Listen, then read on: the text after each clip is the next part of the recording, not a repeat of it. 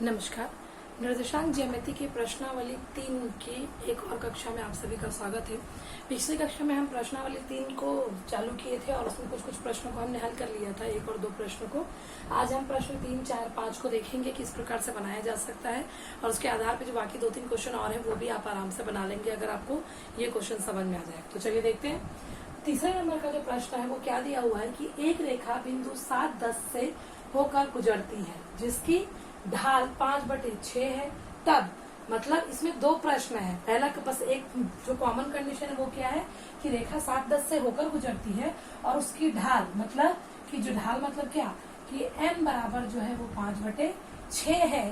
तो पहला काम क्या करना है कि इस रेखा पर उस बिंदु x के निर्देशांक ज्ञात करना है जिसके लिए y का निर्देशांक आपका 15 है।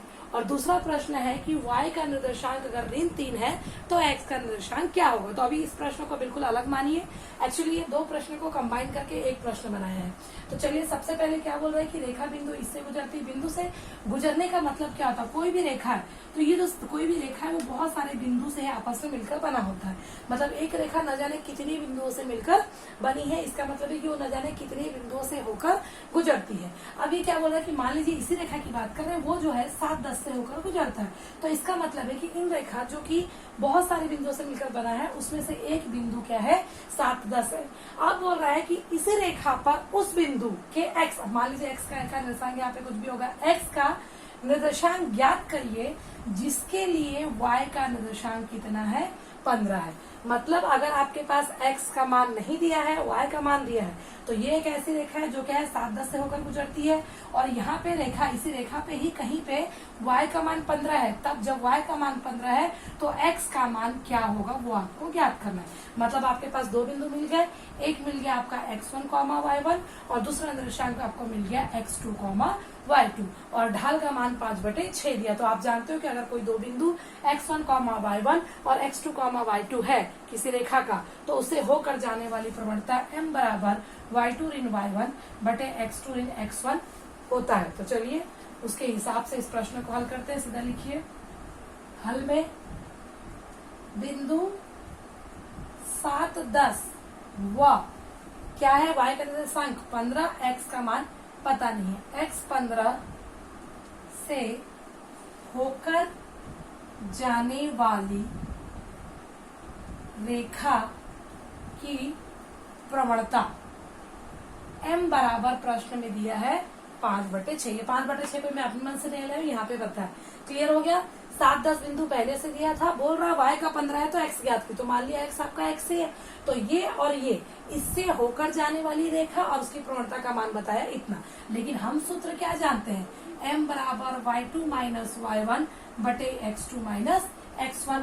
तो m का मान कितना दिया है 5/6। y2 क्या है आपके पास, ये आपका हो गया पहला वाला जो है, यहाँ लिख लीजिएगा सीधा 7-10, तो सीधा लिख लेते हैं x1 बराबर 7, x2 बराबर x, y1 बराबर 10 और y2 बराबर 15। तो मान रख लीजिए सीधा, y2 का मान कितना है 15, y1 का मान कितना है 10, x2 का मान कितना है x और x1 का मान कितना है 7। तो हल करते हैं 5/6 बराबर 15 में से 10 घटाएंगे तो कितना आएगा आपके पास 5/x ऋण 7। अब हम क्या कर सकते हैं, त्रिय गुणा कर सकते हैं इसको हल करने के लिए। तो ये आपका आ गया 5 गुणित x ऋण 7 बराबर 6 गुणित 5। तो हल करेंगे तो 6×5 कितना आ गया आपका 30 आ जाएगा। इसको ले लिए 5 गुणित x मतलब 5x, 5×7 35। अब ऋण 30 को आप उधर भेज सकते ऋण 35 को, तो उधर जाएगा तो ये 30 पहले से था और ये आपका हो गया धन 35। जोड़ा तो कितना आया 65। तो 5x बराबर 65, तो x बराबर कितना आएगा 65/5। तो इसको आगे हल करेंगे तो x बराबर आ गया 5 एकम 5, 5 एकम 5, 5 दिया 15। तो x बराबर आ गया कितना 13। तो अतः बिंदु के निर्देशांक क्या हो गया था, बिंदु के निर्देशांक x, y बराबर 13, 15 हो। एक बार फिर से देख लीजिए, बिंदु 7-10 से होकर गुजरती है बोला, प्रवणता 5/6 बोल रहा है। ये तो फिक्स कंडीशन है। उसके साथ में एक चीज क्या बोला, यदि y 15 हो तो x बताइए। तो हमने सीधा लिख लिया 7-10, x का मान नहीं पता था, y का पता, तो x 15 से होकर गुजरने वाली रेखा की प्रवणता कितनी है 5/6। तो 5/6 था, सूत्र लगाया प्रवणता का y2 ऋण y1 बटे x2 ऋण x1। तो y2 का मान आपके पास था, x1 का मान आपके पास था, x2 का मान था रखा, तो ये गुणा किया, पक्षांतर किया तो x खाली बचा, x का मान निकाला तो कितना आ गया आपका 13। तो उस बिंदु x का मतलब यदि y का मान 15 है तो उस कंडीशन में इस रेखा के लिए x का मान कितना होगा 13 होगा। अब इसी प्रश्न में एक दूसरा दिया है कि y निर्देशांक ऋण 3 पर x का क्या मान होगा। तो आपका यहाँ तक तो चीजें फिक्स है, लेकिन यहाँ पे आके आपकी चीजें क्या हो जाएंगी, बदल जाएंगी। अब y पे क्या हो जाएगा ऋण 3, तो बिटा देते हैं। चलिए इसको हल करेंगे अब किस पे, दूसरी स्थिति के लिए। तो आपका x1 7 है, y1 10 है, ये सही है, लेकिन अभी आपका बदल जाएगा 15 ना आके कितना हो जाएगा ऋण 10। तो चलिए हल करते हैं आगे। प्रवणता इस प्रश्न के लिए भी 5/6 ही है ना। अब हम क्वेश्चन को बदल देते हैं थोड़ा सा।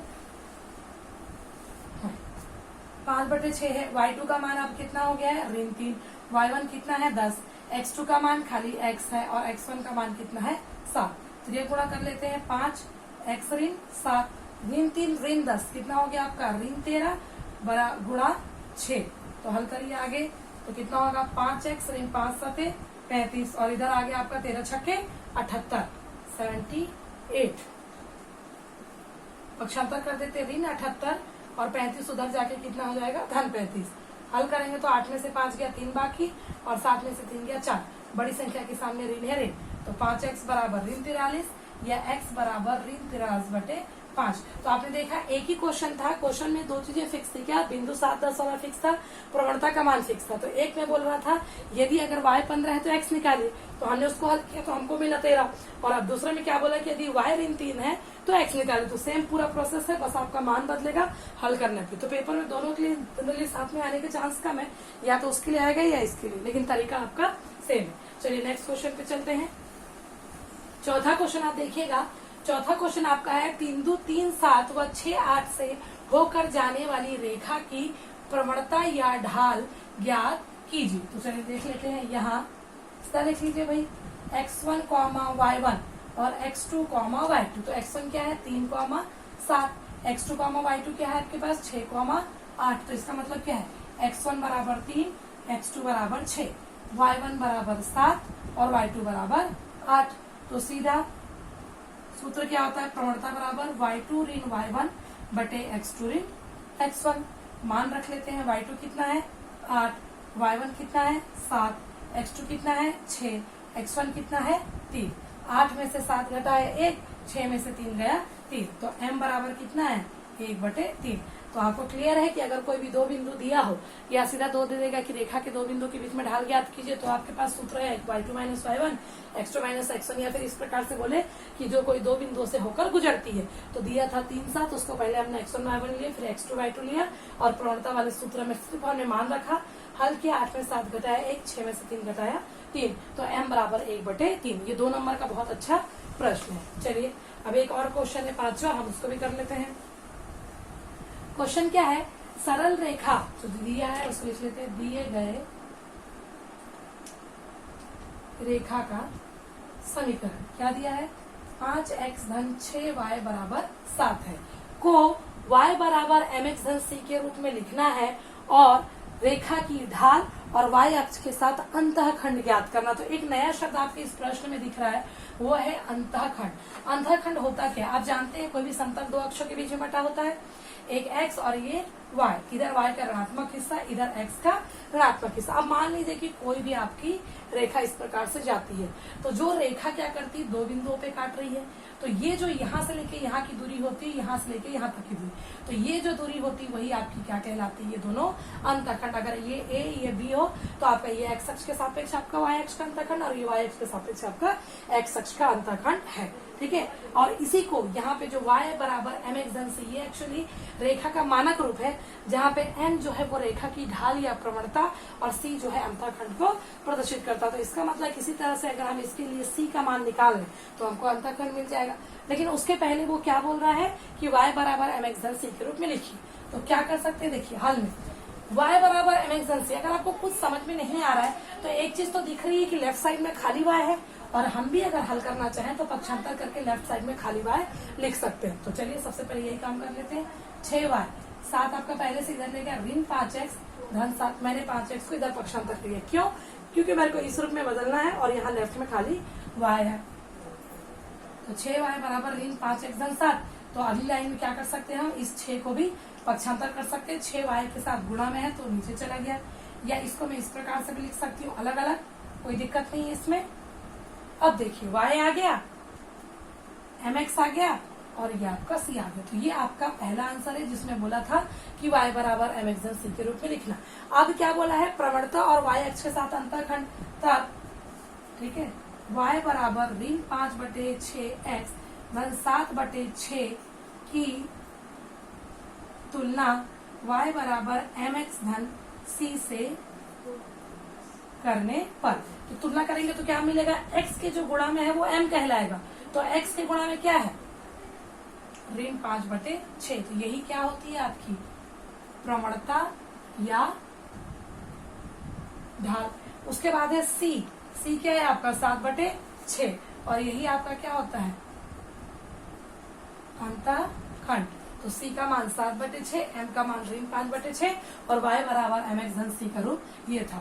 तो प्रश्नावली 3 के लगभग सारे टाइप के प्रश्न हमने कर लिए हैं। एक आध क्वेश्चन और जो छोड़े हैं उस क्वेश्चन को आप हल करके देखिए। अगर उसमें कोई प्रॉब्लम होगा तो आप मुझे बताइए, तो हम नेक्स्ट क्लास में उसको सॉल्व करें। अदरवाइज हम नेक्स्ट क्लास में नए चैप्टर आलेख के साथ मिलेंगे, जो कि बहुत ईजी है, लेकिन उसमें बहुत सारी बेसिक चीजें ऐसी है जिसको जानना चाहिए, क्योंकि जिसके ना लिखने की वजह से सीधा सीधा आपका नंबर कट जाता है।